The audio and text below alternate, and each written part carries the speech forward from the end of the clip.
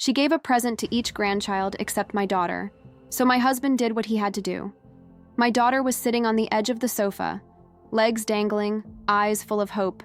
Around her, the cousins were tearing the gift paper, shouting with joy, laughing as they showed off their new toys. One of them held up a pink tablet with glitter. The room buzzed with excitement, and my daughter, Maya, just watched, waiting for her turn. She smiled, patient, confident. In her world, Grandma loved all her grandchildren, and the presents always came wrapped in pretty bows with her name written on them. I kept looking for a label with her name on some bags under the tree. It had to be there. When the last present was delivered, she was still standing there, empty-handed.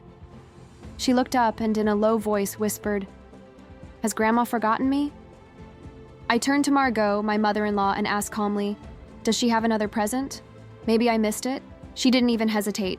She's not really family. It was like that, without apologizing, without any embarrassment. Her voice came out, dry, clear, as if it were just the weather forecast. "She's adopted. It's not the same." Maya heard every word. She didn't cry, not right away. She just stood there, as if that explained everything. Then she lowered her gaze, intertwined her hands in her lap, as if trying to take up less space. I felt as if someone had taken all the air out of my lungs. My mouth opened, but nothing came out. I wanted to protect her, to say something, anything, but I was paralyzed. And the worst thing? No one else said anything. The cousins exchanged glances. My sister-in-law looked away. Caleb, my husband, sat next to me, jaw clenched, eyes fixed on his mother. But even he didn't speak. We stayed there until dinner time. We followed the ritual. Maya didn't say anything else. In the evening, in the guest room, Caleb opened the drawer of his suitcase and pulled out a brown paper folder. "I brought this just in case she did something like that. I hoped I wouldn't have to use it." He left. The house alone shortly after midnight, still holding that folder. I didn't ask what was in it. I didn't need to. Whatever he said or whatever she read on that envelope, the next day, Margot didn't laugh, and she never called Maya again as if she wasn't family. That happened last Christmas. It was supposed to be one of those big, perfect family gatherings, the kind that make for beautiful photos, fireplace crackling, matching pajamas, cider on the stove, children running around the house like it was a park. Margot, my mother-in-law, took care of every detail. She keeps a board on Pinterest dedicated to party style.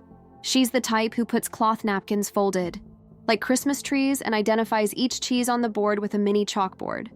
But she's also the kind of woman who believes in the way things should be. I've been married to her son Caleb for 10 years. We met at college, and from day one, he was that calm, thoughtful guy of quiet intensity. He was never the loudest in the room, but he was always the one who paid the most attention. He's the person who knows what you need before you even say it. When I fell in love with him, I also fell in love with the idea of building a family, with someone who really understood how love should be. It wasn't easy for us. We struggled for years to have a child, 4 miscarriages, 2 unsuccessful IVF cycles, many sleepless nights, cuddled up in the dark, speechless because there was nothing else to say, until we started talking about adoption. It wasn't our plan B. It became the best decision of our lives. We found Maya through a local agency. She was 5 years old. When we met her, I still remember the first time she held my hand. She didn't say a word. She just wrapped her little fingers around mine as we walked through the park. At that moment, I knew. That was her. That was my daughter. She loves to paint, especially animals. She names the squirrels in our yard. She makes up her own jokes, even when no one else thinks it's funny. She's gentle, kind, and so deep that it hurts. The day she came home, Caleb became a father. Not a stepfather, not a foster father, just a father. It was she who called me Mommy first. One night when I was combing her hair. I didn't even correct her. I just cried. We never treated her as if she were any different, but that doesn't mean that everyone followed our example. Margot was polite when we introduced Maya, cold but polite. She didn't say anything cruel, at least at first, but she never really saw her. She didn't learn her favorite colors. She didn't ask questions. She didn't push herself the way she did with our nieces and nephews. I wanted to believe that she just needed a little more time. Caleb was more cautious. He knew his mother better than I did, and didn't expect much. But for Maya's sake, he gave her the benefit of the doubt. So, when Margot invited the whole family to spend Christmas at her house that year, we accepted. We packed the car, loaded up presents and snacks, and drove 6 hours to North Carolina. Maya was beaming with excitement. She made cards for each cousin. She couldn't wait to see the big tree that Margot always put up in the foyer. She even brought her favorite dress because she wanted to look like a grown-up girl. I remember looking at her in the back seat, singing along to Christmas songs and holding her teddy bear, and I thought to myself, this year is going to be different. This year she's going to feel like she belongs. The house was full of noise and human warmth when we arrived. Brothers, cousins, pets. Maya ran straight into the middle of the chaos. And I saw her hug Margot. I saw Margot stroke her head as if it were a neighbor's child. It wasn't mean, but it was distant. Still, I smiled. I clung to hope. Maybe it was just an initial embarrassment. Maybe love doesn't come naturally to some people, but that doesn't mean it can't emerge over time. I helped prepare dinner. Caleb played with the children. Maya helped distribute reindeer-shaped cookies. Everything seemed right. Everything seemed almost normal. Until the next morning, until it was time for presents, my daughter sat in a circle with the other children, watching them unwrap joy while her own hands remained empty, and everything I had hoped for shattered right before my eyes. We had finished breakfast, and the children were excited because it was time for presents at Margot's house, Ali. It wasn't just a tradition. It was the main event. She organized everything like a show. She stacked the parcels under the almost 4-meter tree, separated the papers by color, had the children sit in a circle, and distributed the presents one by one while everyone watched. Maya was practically jumping with anticipation. She looked at the tree, turned to me and whispered, "I think mine is the purple one with the snowman." I smiled and shook my head, even though I hadn't seen her name on any of the labels. Maybe her present was behind the tree, maybe it was still hidden in the cupboard in the guest room. Maybe Margot was saving it for last. The presents began to disappear rapidly. 5 children, 10 presents, then 3 children, 2 presents, and no bag with Maya's name on it. She noticed, turned to me, in a soft voice. "Did Grandma forget mine?" I looked around, pretending to search. Maybe it's still down there, I said. Then I got up and asked Margot directly, "Do you have a present for Maya that was left out?" She didn't seem surprised. She looked at me with a certain irritation, as if I were causing a scandal, breaking some unspoken rule. Then she stared at Maya and said, "She's not really family." There was a heavy silence, not a shocked silence, a conniving silence. One of the cousins fiddled with the gift ribbon. My sister-in-law sniffled and began to pick up the torn paper. No one looked at me. Nobody looked at Maya. I looked at my daughter, her. Face didn't fall. She didn't cry. She just blinked slowly, as if trying to understand what she had done wrong. And then, oh my God, there was the way she felt, a slight, imperceptible nod, as if she had understood something she should never have. To understand, I knelt beside her, hands trembling, trying to keep my voice steady. "You didn't do anything wrong," I whispered. She felt it again and forced a smile. "It's okay, Mom. Maybe next year. I don't know how I didn't break it there." Caleb remained, motionless, jaw clenched, eyes fixed straight ahead, as if he was going to explode when he moved. I kept waiting for someone, anyone, to say something. "Margot, that's cruel." Or "Maya is family," or at least that's not right. But nobody said anything, and I was furious, not just at Margot, but at every adult in that room who chose the comfort of silence over courage. I wanted to scream. I wanted to grab Maya and run, but I didn't. I sat there, paralyzed by the moment, trying to balance damage control with dignity. What would happen to Maya if she saw me lose control? What would happen to Caleb if he faced his mother in front of the whole family? So I remained, silent, and in doing so, I felt as if I had betrayed my own daughter.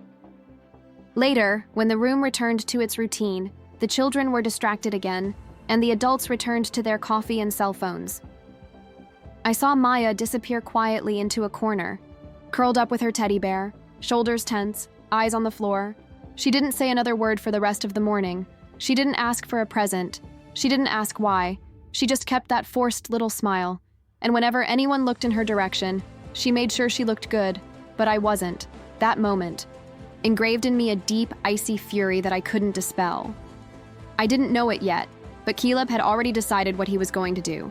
He had seen enough, and he wasn't going to let that silence go on for another day. That night, the house was silent, too silent. After the last dish had been washed, after the wine had been served, after the polite good nights and the awkward hugs, we returned to the guest room and closed the door. Maya was already in her pajamas, curled up in bed with her little stuffed fox. She didn't ask for a bedtime story, nor did she want to call Santa Claus. I sat down next to her and stroked her back until her breathing slowed down. "Mommy," she whispered. "Yes, my love? Do you think maybe Grandma didn't know I was coming?" Swallowed. "No, darling, she knew. Ah, pause. Maybe she doesn't know me properly yet." I bit my lip so hard I tasted blood. "Maybe," I said. "But none of this is your fault." She felt it and turned her face to the pillow. When I got up, Caleb was standing in the doorway, holding something in his hand. He was silent.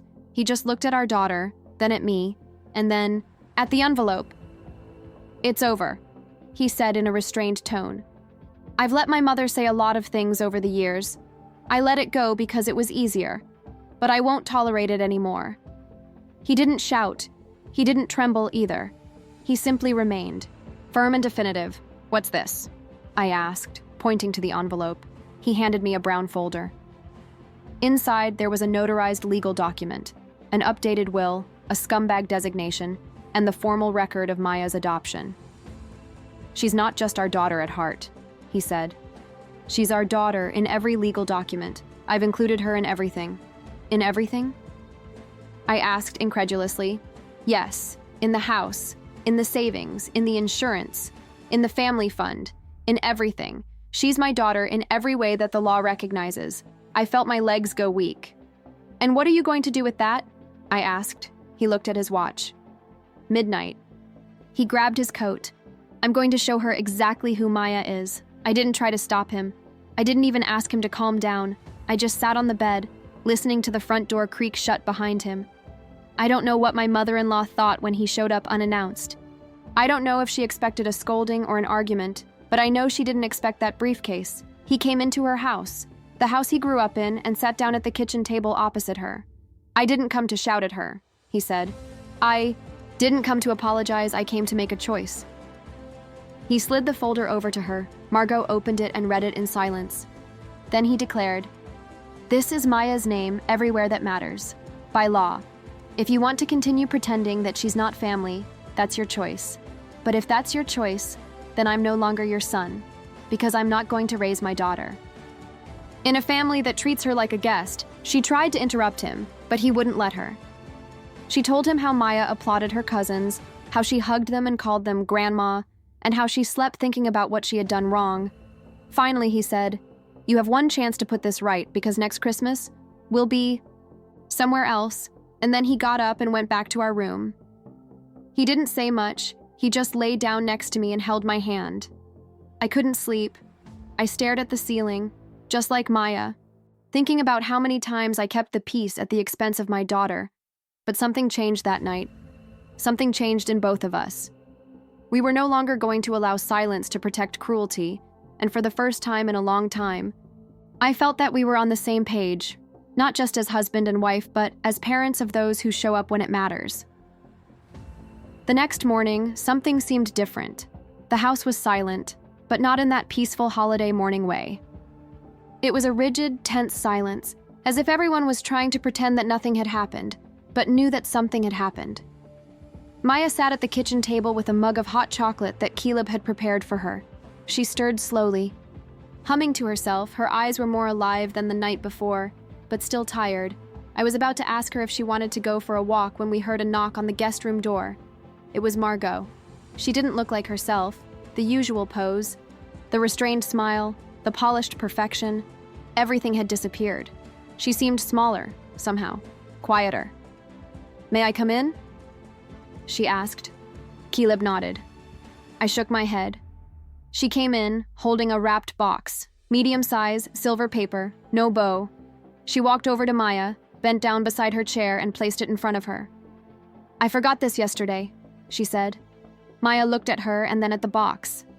Her hands didn't move towards the gift. Margot swallowed. I made a mistake. Her voice came out low, tired. I'm sorry, I was wrong. She didn't talk to me. She didn't talk to Caleb. She spoke to Maya. I let my head convince me that family is only about blood, but I forgot that family is love, and you've loved me since the beginning, more than I deserve. Maya gave me an uncertain look, and I nodded slightly. She carefully unwrapped the present, a set of professional quality watercolor paints. Nothing childish. A brand new sketchbook and on top a card. She opened it and read it quietly. Her lips moved, but I couldn't hear the words. Then she looked at Margot. Do you want me to draw something for you? Margot's eyes filled with tears. I'd love to, she murmured. No smile, no dramatic reunion, just a simple, okay, but the one that meant everything. After Margot left, I looked at Caleb. He didn't look pleased. He didn't say, I told you so. He just let out a long sigh and sat down next to me. Do you think it will last? I asked. He shrugged. I don't know, but it's a start. That night, before going to sleep, Maya drew something in her new sketchbook. A little girl holding hands with two taller figures, a man and a woman. Behind them, there was a house with a tree, and in the sky, she drew a sun with a smiling face. She titled the drawing, Home. She showed it to Caleb and smiled. That's exactly what we are. A few days later, back at home, after unpacking, a small envelope arrived in the mail with no sender, just Margot's careful handwriting.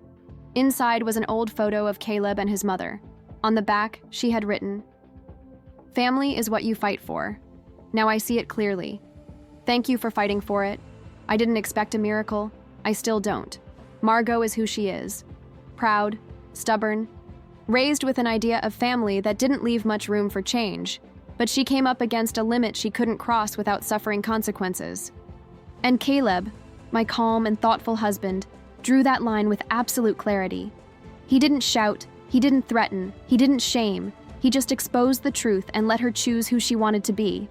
She chose Maya, and that choice changed everything, because when someone finally sees your child the way you do, not as someone to tolerate, but as someone to value, the weight you didn't even know you were carrying finally lifts.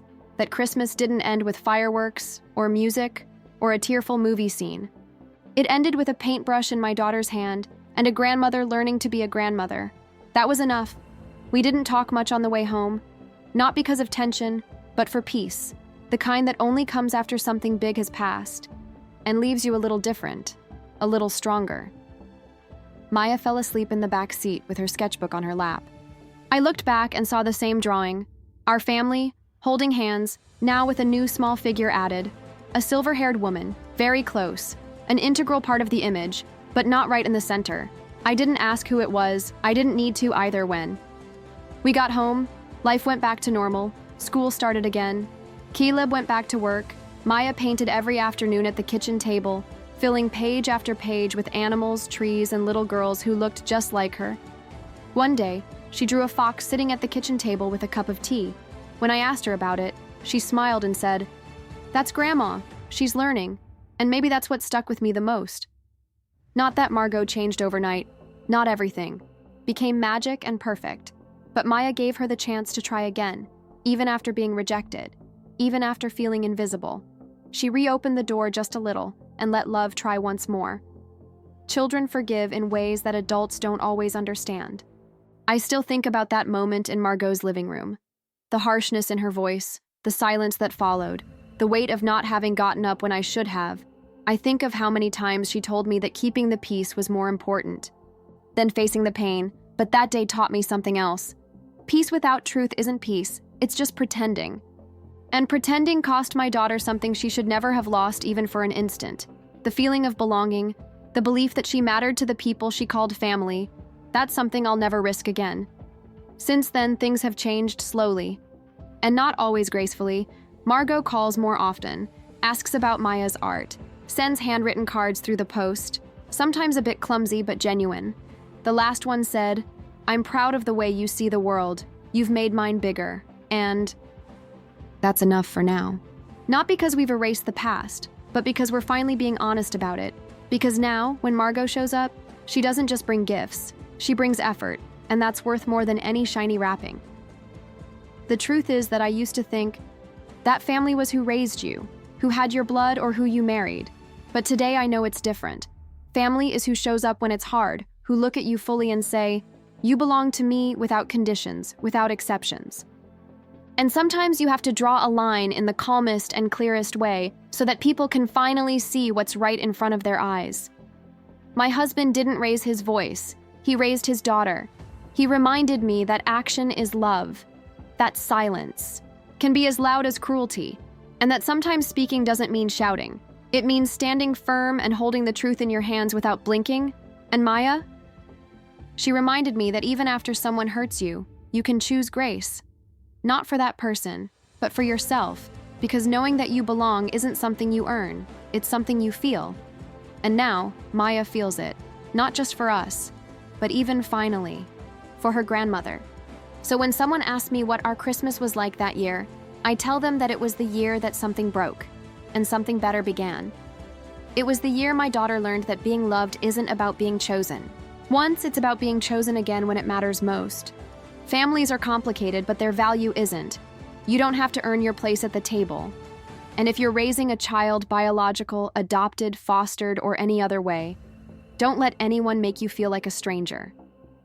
Speak up, hold the line, love hard,